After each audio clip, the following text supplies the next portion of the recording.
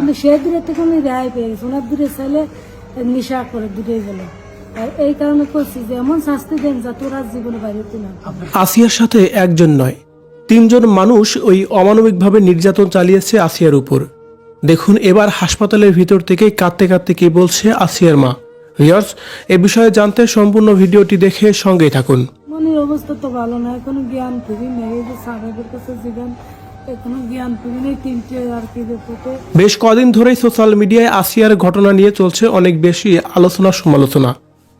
তবে আসিয়ার সাথে যে ঘটনাটি ঘটেছে সত্যি ন্যাক্কারজনক ঘটনা। এমন ঘটনা ইতিহাস হয়ে থাকবে বাংলাদেশের মধ্যে। তার কারণ আসিয়ার বয়স মাত্র 8 বছর। এই 8 বছরের বাচ্চার সাথে সত্যি এই অমানবিক কাজ করার জন্য মোটেও ঠিক হয়নি।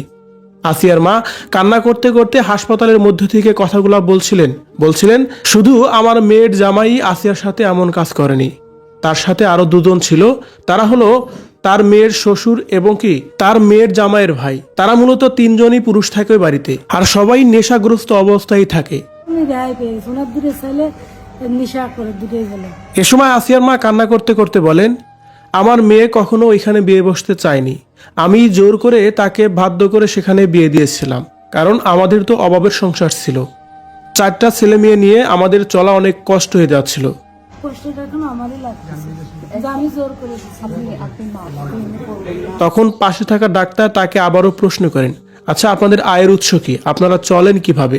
এমন প্রশ্নের জবাবে আসিয়ার মা বলেন, আমাদের আয়ের উৎস বলতে আগে আসিয়ার বাবা ইনকাম করত, কিন্তু গত 9 মাস ধরে সে বাক প্রতিবন্ধী হয়ে বাড়িতেই আছে, কোনো কাজ কাম করতে পারে না, নিজের খেয়ালও সে ঠিক মতো রাখতে পারে না।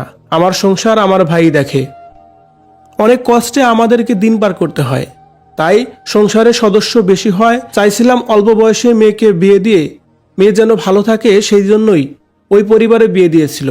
কিন্তু এমন ঘটনা ঘটবে তার মেয়ের সাথে, সেটা কখনোই সে ভাবতে পারেনি। তাই তো কান্না করতে করতে সর্বশেষ তিনি বলেন, আমি ওইসব নরপশুদের এমন শাস্তি চাই যে শাস্তি দেখে ভবিষ্যতে আর কোনো মানুষ যেন এমন কাজ না করতে পারে। প্রিয় দর্শক, আসিয়ার ঘটনা তো পুরো বাংলাদেশ জুড়েই এখন জানি। আসিয়ার সাথে যে অমানবিক নির্যাতনটা করা হয়েছে, ওই নরপশুদের কেমন শাস্তি হওয়া উচিত বলে আপনি মনে করেন? অবশ্যই কমেন্ট করে জানাবেন আমাদের কমেন্ট বক্সে। মাথায় সমস্যা, বুকে এলো, ওনার একটু বুকে এলো আর কি কেবল একটা অপারেশন করেছে।